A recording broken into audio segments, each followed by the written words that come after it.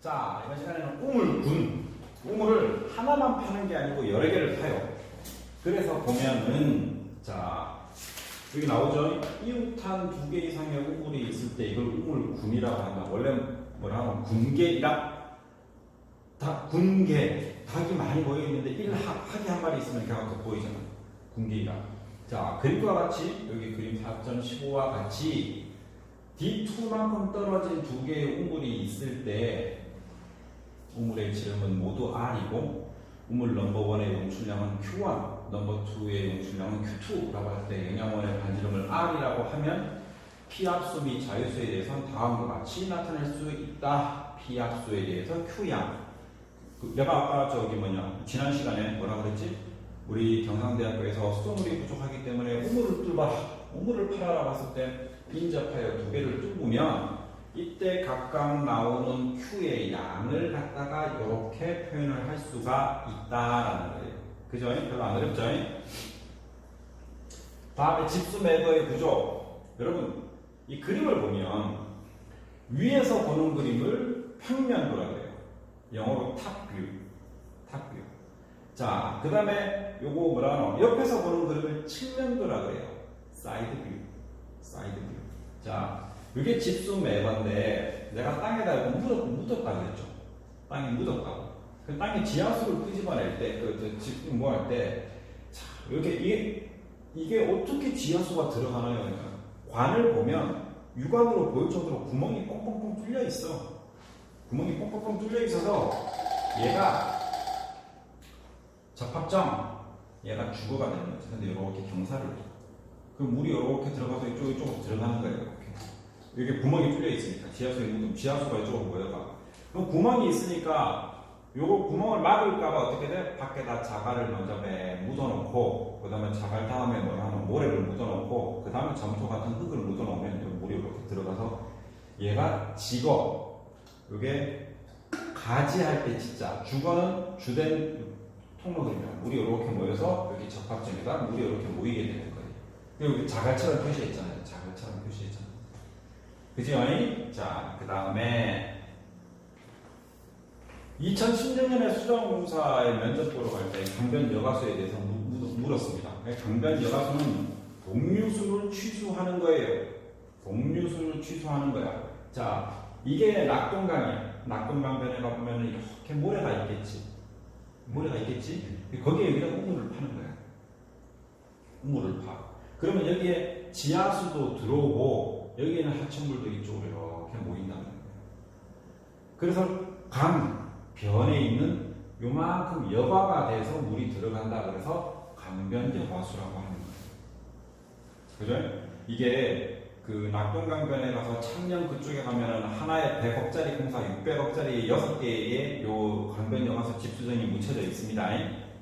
묻혀져 있어요. 근데 우리나라는 워낙 여기가 모래가 가늘고 모래가 작고 그 다음에 점토로 되어 있기 때문에 여기에 이쪽까지 물이 오는 데까지 시간이 투수 개수가 낮기 때문에 시간이 한참 걸려요. 자, 보시면 강변 여과수는 원수를 장기간 강변의 대수층에서 체류시켜 자연지층의 자체 정화 능력을 이용하여 원수 중의 오염물질을 상당히 저감한 후에 취소하는 방식을 얘기한다. 이게 집수정, 우물정자. 자, 취수시설을 결정할 때 다음 사항이 고려되어야 된다. 수질이 지표수를 취소하는 것보다 유리해야 된다. 그래서 실험을 많이 해봐야 돼요.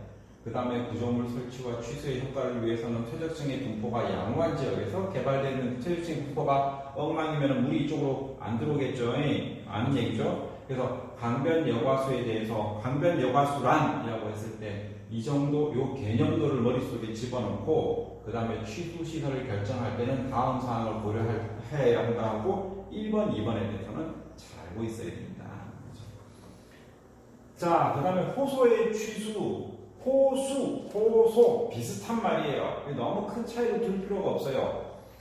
호수로부터 취소하는 방법도 대체로 하천에서 취소하는 방법과 대동소이하다. 자, 근데 호수로부터 취소하는 데 있어서 가급적 오염을 피하기 위해서 하안으로부터 상당히 먼 지점에서 취소해야 한다. 하안, 여기 우리 해안 뭐고 바다하고 육지하고 가까운 걸 해안이라고 그랬는데 해안이 해수욕장이 많잖아. 조금 멀리 나가야 된다 이런 뜻이고 외기의 온도 변화, 파란 결빙의 장애로 받지 않는 곳이 좋으며 수면으로부터 약 3에서 4m. 호수는 하천보다 대체로 깊어요, 그죠? 특히 큰 호수에서는 10m 이상 깊은 곳으로부터 취소하는 것이 좋습니다라는 거죠. 자, 다음에 유출량의 결정. 자, 우리가 이제 그 취수용 댐을 짓기도 하는데 취수용 댐을 지을 때 저수지의 용량을 결정을 해야 됩니다. 저수지의 용량을 결정을 할 때는 물이 얼마만큼 그 저수지로 물이 비가 오면 들어오는지를 결정을 해야 되잖아. 그때 사용하는 게 일정 시간 내 유역으로부터의 하천으로 유출하는 집합되는 유량을 총 유출량이라고 한다.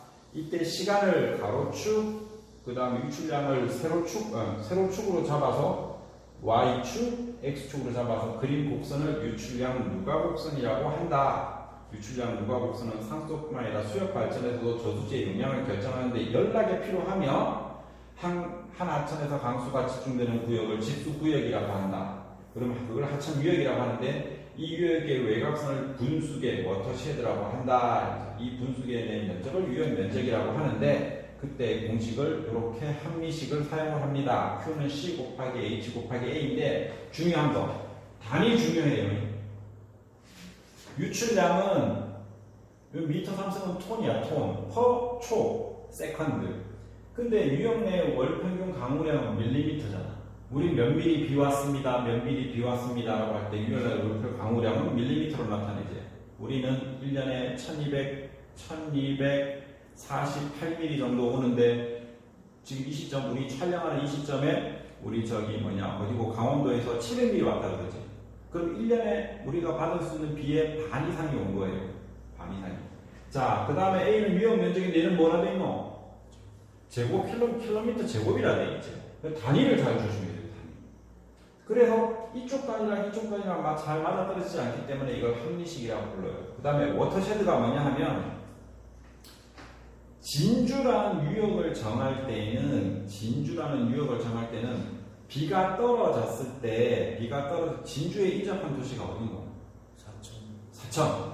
그럼 이게 사천 유역계로 흘러가는지 비가 딱 떨어졌을 때 진주를 감싸고 있는 산봉우리들이 있을 거 아니야. 그 물이 떨어졌을 때 이쪽으로 흘러 들어가면은 사천이고 이쪽으로 들어오면 진주다. 그러면 진주의 분수계를 전부 다 연결시키면은 그게 워터쉐드가 되는 거지. 그게 워터쉐드가 되는 거예요. 그죠? 무슨 말인지 알겠죠? 워터쉐드라는 말은 비가 한 방울 떨어졌을 때 산봉우리에 떨어질 거 아니야. 그럼 그 산의 정상에 떨어지면 이쪽으로 흘러 들어가면 사천의 유역이라고 그러고 이쪽으로 떨어지면 진주 유역이라고 할 때 그 분계점이 되는 점들을 전부 다 이으면 그게 분수계가 분수, 물을 가르는 계가 된다. 무슨 말인지 알겠나? 기호야. 아시겠죠? 공식 요거 좀 중요합니다. 자, 저수지의 용량 결정에서는 대체로 강우량이 많은 지방에서 급수량의 121분, 강우량이 적은 지방에서는 201분 가량으로 저수할 수 있는데 보통 이런 걸 쓰게 됩니다. 근데 이 가정법 잘 안 씁니다. 내 말만 잘 믿어요. 우리는 설계할 때 이 방법을 사용을 합니다. 이 방법. 이게 뭐냐 하면 아까 얘기했죠. 이쪽으로는 월 또는 순단위, 그러니까 시간 타임이야. 그 다음에 이쪽으로는 수량이야. 이게 하천의 유량을 얘기하는 거예요. 이렇게 돼 있죠. 자, 그래서 내가 저수지의 용량을 결정을 해요. 저수지 용량을 어떻게 결정하냐면, 자, 이걸 누가 그래프로 그려? 누가가 무슨 뜻이고? 누적하는 거예요. 누적하는 거. 그래프를 그리면, 자, 다 필요 없고, 내 말만 잘 들어요. 지금 이것도 잘못했는데 내가 이 빨간색으로 리플 메서드라고 돼 있지. 리플 메서드. 뭐라 읽노? 내가 뭐라 읽었노? 기어 읽어봐라. 리플 메서드. 리플의 방법이라 이 뜻이지. 자, 앞에 있는 그래프를 누가 해서 그리면은 이렇게 올라가는 그래프가 되겠죠. 한 번만 설명합니다. 한 번만 진짜 설명하고 그 다음 안 합니다. 두 번 설명할 거야, 아마. 몰라서. 자, 요 점과 누가 그래프를 그린 다음에 요 점과 여긴 A점이 있지. 여기 연결해. 자대고 그려도. 그죠? 그러면 0,0이랑 요 A랑 두 점을 알면 Y는 AX 플러스 B의 그래프 그릴 수 있지. 뭐 Y는 AX가 되겠지. 그지? 0,0 두 점을 알면은 내가 Y는 AX 그래프 그릴 수 있잖아. 그지? 근데 Y는 AX 그래프를 그리면 A 값을 구할 수 있잖아. 그게 뭐고? 직선의 기울기지. 그러면 여기서부터 여기까지 그림을 그린 다음에 요 그림을 위로 살짝 올리고 밑으로 살짝 내려서 요 R점하고 요 점이 있죠. 요 점, Q점.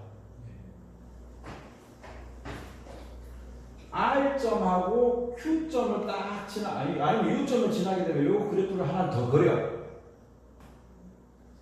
기울기는 같은데, 기울기는 여기 0,0하고 A점을 그린 거와 똑같은데, 얘를 똑같은 걸 자대고 이렇게 평행하게 딱딱 올리면 아마 R점을 통과하거나 아니면 Q점이나 U점을 통과하는 걸 하나 그리게 되죠. 기호 이해했냐? 네. 그러면 그게 그 점이 Y점과 있는 절편의 차이가 바로 저수지의 용량이에요. Y점에 요 절편이 생기겠지. 절편이 뭐고? 축과 만나는 점이잖아. 그러면 요 축과 만나는 요 사이의 요 거리가 바로 저수지의 용량이 되는 거예요. 내 말 알아들었어? 내 말 알아들었어? 진짜로? 자, 첫 번째 한 번 더 합니다. 0,0과 여기 끝에 있는 A점을 연결시켜 Y는 AX의 그래프를 구합니다. 그 다음에 요거를 자로 이렇게 대고 하나 쭉 긋고 M이 될지 R이 될지 몰라. M이 될지 R이 될지 몰라. 아니면 Q가 될지 U가 될지 몰라. 그러니까 위에 곡선 하나 그리고 위에 곡선이다. 위에 직선 하나 그리고 밑에 직선 하나 그려. 그러면 Y는 AX 플러스 B, Y는 AX 플러스 C가 될 거 아니야. B하고 C는 뭐야?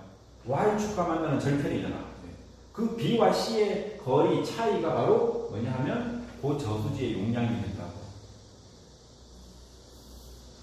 그 저수지의 용량입니다. 알겠어? 진짜 알았어? 여러분 이거 중요합니다. 요즘 책에서 설명한 게 틀려가지고 제가 하는 말이 맞아요. 이렇게 하셔야 됩니다. 아시겠죠? 자, 그 다음에 도수 및 송수.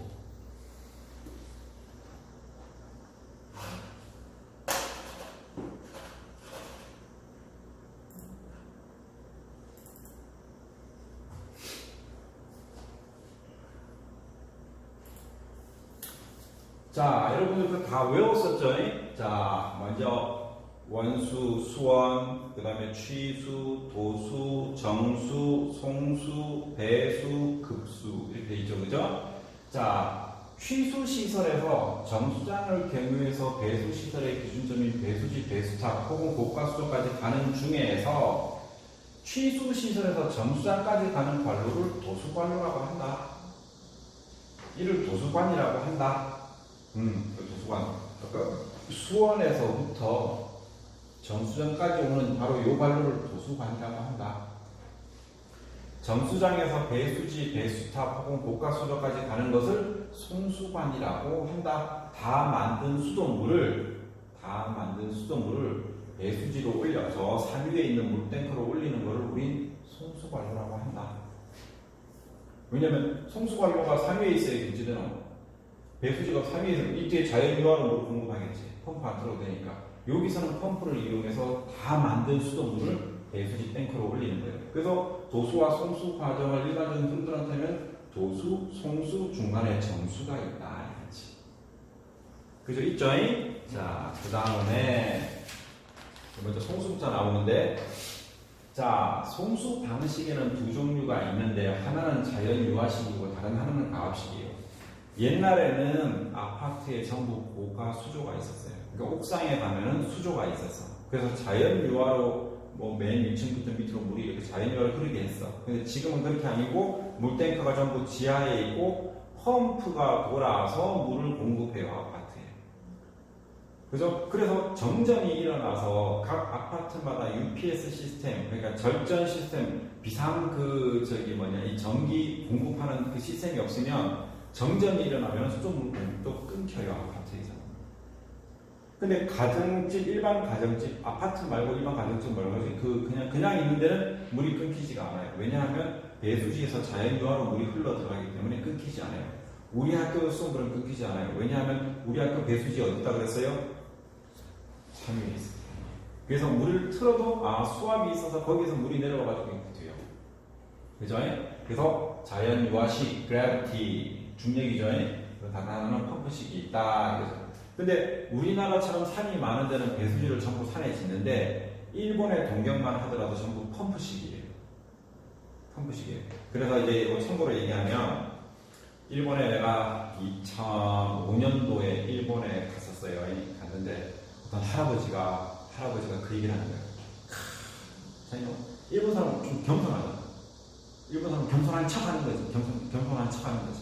그러니까 할아버지가 하는 거라 하면 자기가 너 언제 태어났나?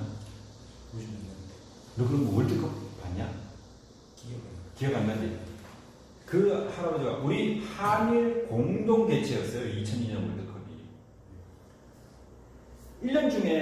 1년 중에 한국과 일본이 가장 수돗물을 많이 사용할 때가 있어. 순간적으로. 언제인지 알아?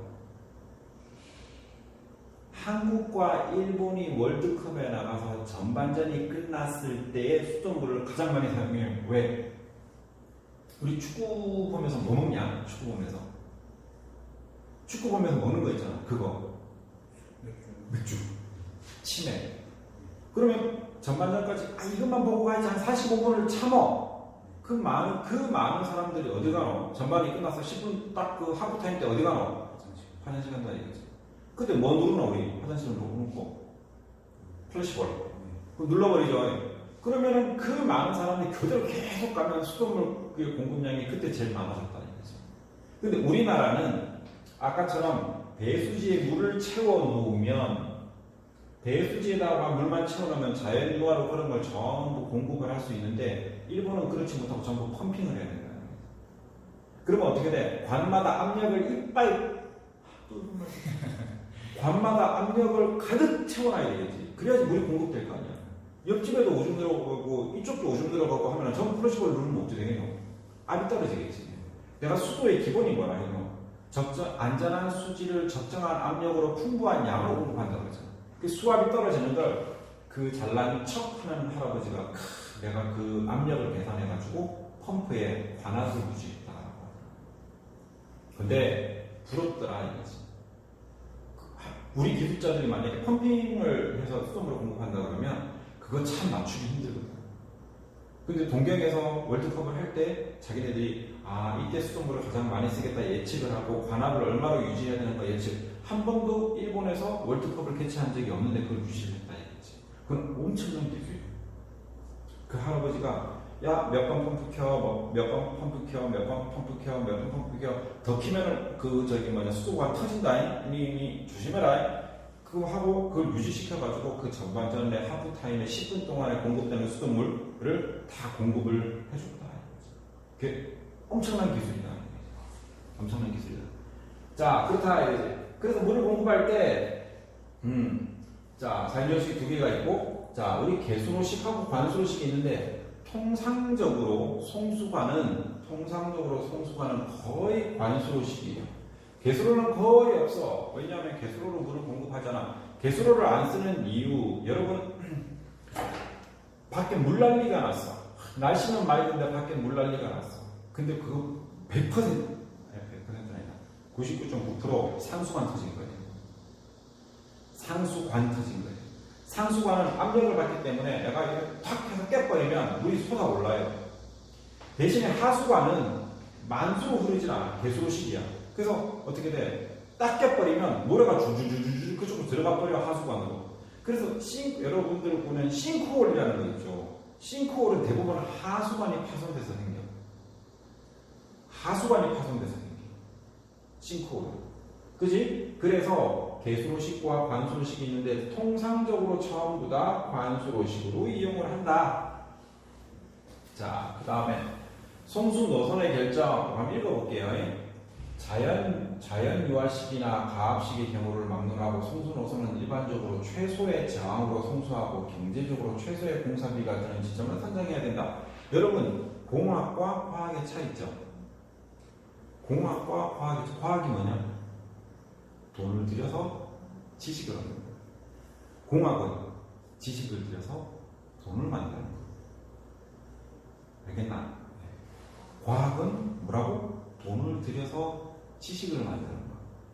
공학은 반대로 지식을 들여서 뭘 만들어야 돼? 뭐 만든다더러? 돈 만드는 거야. 그래서 경제적으로 최소의 공사비가 드는 지점을 선정해야 된다. 자, 송수관로의 구조는 여러 조건에 따라서 지배되는 거죠. 돈도 아주 중요합니다. 송수 방식에서는 자연유화식인지 가압식인지에 따라서 차이가 있고, 그 다음에 같은 자연유화식이라도 원수나 전투에 따라서 상이하다. 송수관로는 원수는 없어요. 무조건 정수만 있어요. 또한 지형 지질에 따라서 크게 다르다. 이거죠. 도수는 원수만 있어요. 자, 그 다음에 개거 오픈 채널 개수로라 이 뜻이지. 여러분 저기 파이프 채널이란 말 거의 안 써요. 파이프 플로어라고 하고, 그 다음에 개거는 오픈 채널이라고 해요. 야, 여기 중요한 거 하나 있어요. 자, 개거, 왜냐면 자유수면 있잖아. 삼각형 거꾸로 그리고 줄면 줄 끊으면 이게 자유수면이야. 여기는 공기고 여기는 물이라는 뜻이야. 그죠? 자, 도성수거의 평균 유속의 최대 한도를 일반적으로 도성수거가 콘크리트로 만들어져 있기 때문에 수로를 유입하는 모래 입자에 의해서 수로 내면의 마모를 방지하기 위하여 최대 유속을 얼마 이하로 한다고? 3m/s. 근데 도수구에 가는 모래가 수로 내에서 침전이 될 수 있으므로 어느 정도보다 높여야 된다고? 그러니까 그래서 수돗물을 공급하는 거의 파이프라인은 0.3에서 3m/s의 제한이 있어요.